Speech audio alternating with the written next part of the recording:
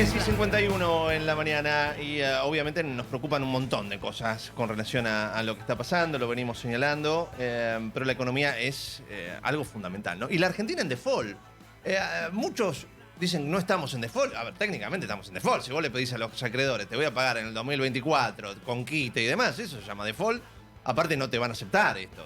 Obviamente, conociendo a los lobos de Wall Street, esto viene bravo. Tenemos el enorme gusto de tener en línea a José Luis Espert, economista, ex candidato a presidente de la Nación. José Luis, un placer tenerte. Gustavo Tubio te saluda, todo el equipo de La Trinchera. Gustavo. ¿Cómo andás? Buen día, Gustavo. ¿Cómo estás? Muy bien. Hablamos sobre esto, ¿no? No sé, ¿se llama default esto? Para mí es default, pero el que sabe sos vos, el economista sos vos. ¿Cómo se llama esto? Mira, a ver, Argentina el año pasado ya defaultió la deuda cuando el ministro Lacunza, te acordás, reperfiló un montón de deuda en pesos. Claro. Sí, sí. Después, el ministro Guzmán también defaultió la deuda hace poquito cuando a la deuda en moneda extranjera, legislación local, la pateó para el año 2021. Eso también es un default. Ahora, hasta ahora suspensión de pagos, que es otra definición de default, no ha habido. Ha habido postergación de pagos manu militari, que eso es considerado como default. Default selectivo, por eso las calificadoras no nos han mandado el tacho del todo todavía. Ahora, el tercer capítulo de esta novela llamada Default, luego del capítulo pesos de Lacunza, el capítulo dólares, legislación local de Guzmán, viene el tercer capítulo que es legislación extranjera, moneda extranjera. Es la propuesta que Argentina ayer medio que esbozó y todavía, bueno, no conocemos bien el prospecto de deuda nueva que Argentina va a presentar a los acreedores extranjeros, a los no residentes, a lo que se llama deuda externa realmente. Mirá, para llamar default a este tercer capítulo, como si se lo puede llamar al capítulo de la deuda en pesos y de la deuda en moneda extranjera bajo legislación local, default falta que Argentina incumpla en el pago que tiene que hacer de deuda externa el 22 de abril, pero que en realidad hay 30 días más. O sea, recién a fines de mayo vamos a saber si realmente Argentina, en el caso de la deuda externa, lo que se llama externa, con los no residentes, con los extranjeros, la defaulteó o no. ¿Y cómo analizás eso? Presumir que la negociación no va a ser fácil. Exacto, y que eso podemos terminar en default. Sí, porque evidentemente, digamos, los bonistas no van a decir sí a gusto, van a pelear esto a fondo, ¿no?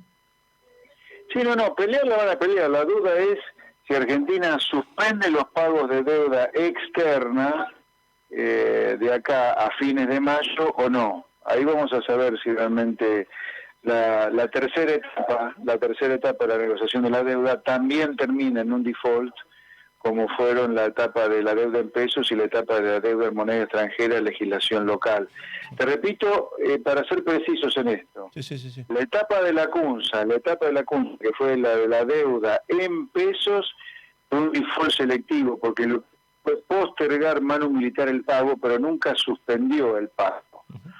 La etapa en moneda extranjera, legislación local, que hizo Guzmán, lo mismo, postergó manu militar el pago para el año que viene, aunque no dejó de pagar, entre comillas, lo postergó. Ahora, con lo que es deuda externa, la deuda emitida bajo legislación extranjera, vos no podés manu militar y por decreto decir que postergo el pago, porque son bonos emitidos con condiciones diferentes, lamentablemente, ¿no? Porque la verdad que la regla debe ser la misma para todos, pero vos con la deuda externa, la emitida bajo legislación extranjera, bajo legislación en New York, Japón, Europa, ahí lo que no podés patear la mano militar, y lo que tenés que hacer es negociar. Lo que sí podés hacer, que lo que está haciendo Argentina, es decir, miren, esta es la propuesta, tómala o déjala y yo veré, en función de la cara que me ponen ustedes de acá a fines de mayo, si la termino defaulteando o no. Pero sí, es una propuesta dura, te diría, dura. José Luis, vos hace años venís hablando de los problemas estructurales económicos de la República Argentina. Si te hubiera tocado el voto popular y vos hoy serías presidente, ¿estarías más o menos caminando ante esta situación paupérrima, por supuesto, en la que estamos viviendo? ¿Estarías más o menos caminando por los mismos caminos de Guzmán?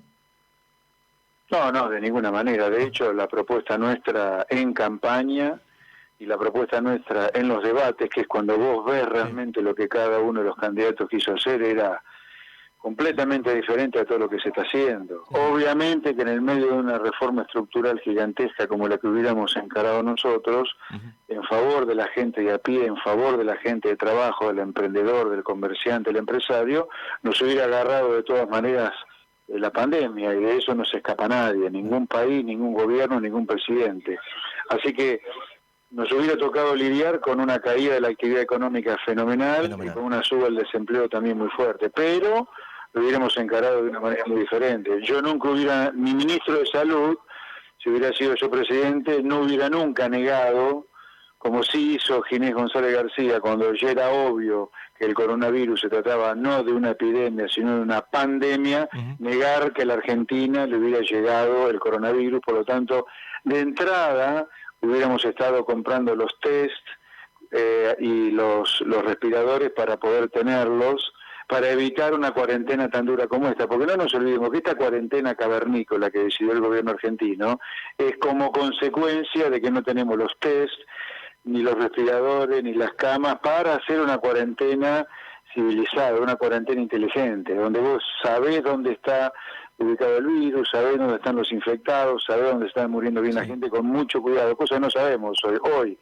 Fíjate que Argentina abre la cuarentena sin ton de son y después la vuelve a cerrar en cuanto ve que la cosa no camina. En cambio, si vos a todo esto lo hubieras previsto, hubieras tenido los test de entrada, hubieras podido hacer una cosa más inteligente para evitar las consecuencias dramáticas que ha tenido hasta ahora la cuarentena nuestra en materia económica. Y dicho sea de paso, nunca hubiera dicho lo que el presidente argentino Alberto Fernández sí ha dicho, que es: no me corran con la economía cuando el problema es la vida. Mirá, vos tenés que atender los dos problemas. Por supuesto. Porque si no vas a la larga a tener un problema muy serio en la economía, tan serio como el problema de la salud si vos no hubieras hecho una cuarentena. Claro, yo te pongo un ejemplo, porque bueno, por mi trabajo estoy moviéndome y yendo de un lado para el otro.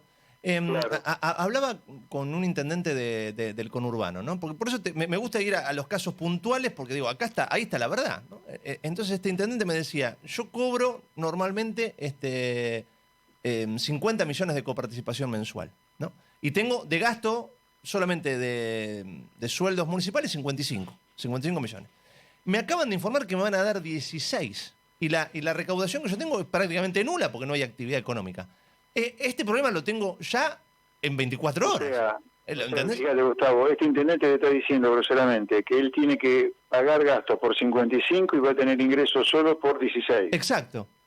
¿Entendés? Y lo que pueda recaudar municipalmente, que es muy poco o nada, porque no hay actividad. Entonces, claro, el tipo me miraba y me dice: yo sé que esto explota. Porque, no, ¿cómo hago?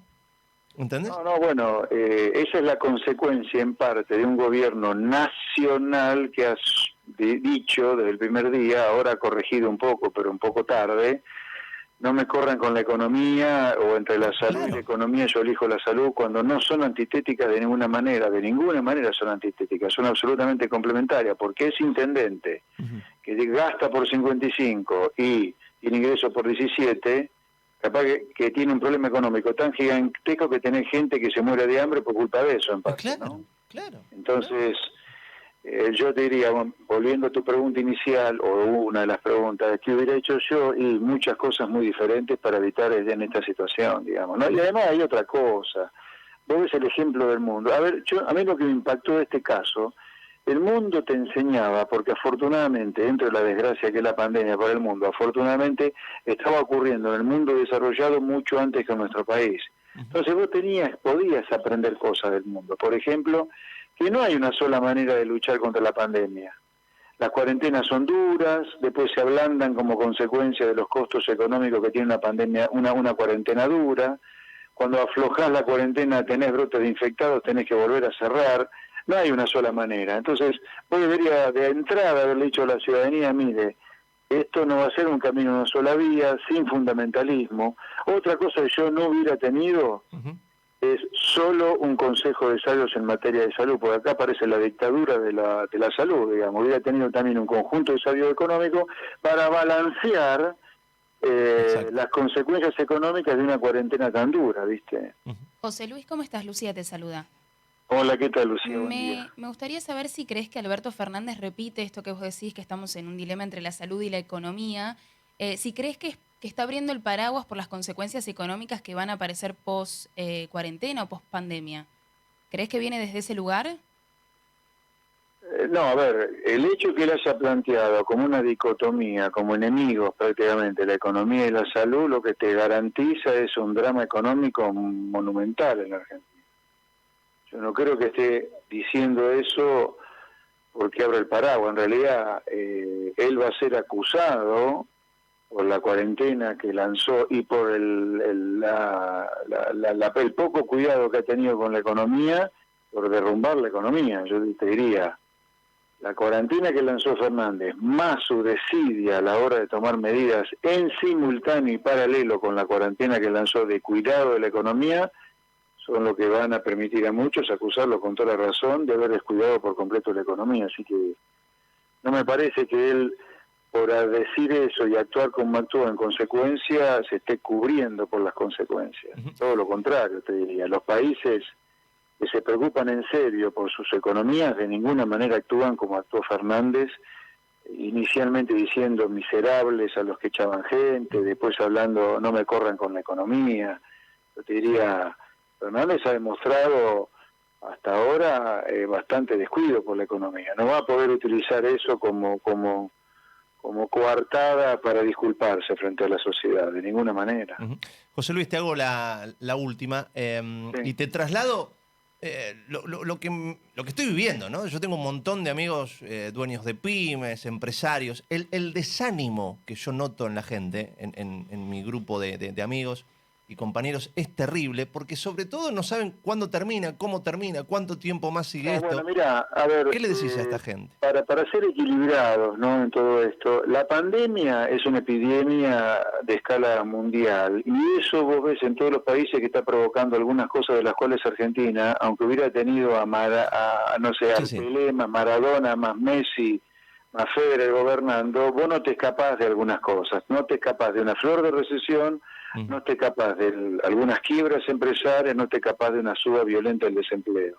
De esas cosas no te capaz. Esto para ser equilibrados, no cargar las tintas sobre Alberto Fernández. Lo que sí es cierto, que Alberto Fernández es el gran responsable de haber agravado y mucho el problema económico que de por sí te trae una pandemia por su desidia para actuar con la economía. Acá, vos lo que tendrías que haber hecho como gobierno, decidido una cuarentena durísima como la que decidió Argentina, donde encerró en su casa casi todo el PBI argentino, que eso te iba a provocar un derrumbe en la economía, un comerciante que se funde porque no vende, un empresario, un industrial que se funde porque no produce, un autónomo que se funde porque no factura, y un monotributista que también se funde por una factura, y un asalariado que también se funde porque le pagan menos de lo que venía ganando. Entonces, cuando vos cerrás como cerró Argentina la cuarentena, una cuarentena muy cerrada, en el mismo momento tendría que haber salido a salvar al sector privado que se te iba a fundir.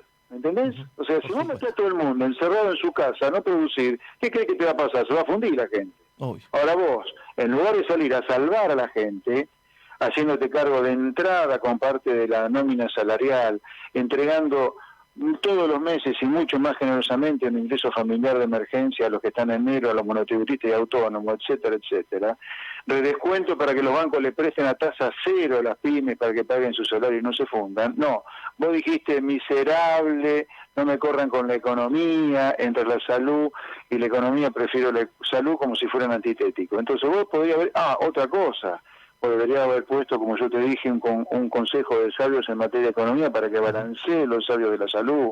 Debería permitirle a las pymes, a los comercios, que acuerden de manera bien descentralizada un acuerdo con sus trabajadores y la jornada laboral que pueda bancar la empresa o el comercio por fuera de las cavernícolas leyes laborales que tenemos. O sea, las leyes laborales actuales, que además de haberte provocado 5 millones de trabajadores negros, que no sirven para nada, hoy deberían suspenderse para que cada comercio, cada pyme, cada empresita cierre con sus trabajadores el acuerdo que pueda cerrar, en lugar de hoy, donde la fila de quebrados que tenés se engrosa día a día. Sí. Se podría haber hecho otra cosa, pero bueno, son los mismos cavernícolas que ahora, otra vez, están poniendo a la Argentina al borde del default. Pero es la misma gente, ¿viste? José Luis, un placer enorme escucharte. Un placer, chao, buen día. Abrazo enorme. Ahí lo teníamos a José Luis Espert, economista, ex candidato a presidente de la República, con su mirada, ¿no? Su mirada es un economista, pues puede incidir o no, pero es un economista de un prestigio internacional evidente, analizando esta dificilísima situación, este cuadro espantoso. Sí. Espantoso, porque la palabra es esa. Estamos viviendo un momento económico espantoso, sin fecha de caducidad, entonces, bueno, obviamente el ánimo es muy, pero muy bajo, ¿no? Y afirmando que existe este equilibrio entre la salud y la economía. Muy por el contrario, como dice Alberto, que tuvo que elegir la salud por encima. No es fácil, no es fácil. La verdad que no es fácil. No me gustaría estar en la piel para nada. De los dirigentes en este momento porque... Ay, Dios mío. Y además no hay un libreto, digo, nunca pasó algo así, entonces es un contexto muy particular. 11 de la mañana, 6 minutos, estás en La Trinchera. En La Trinchera. En La Trinchera. La Trinchera. Hasta las 12 con Gustavo Tubio.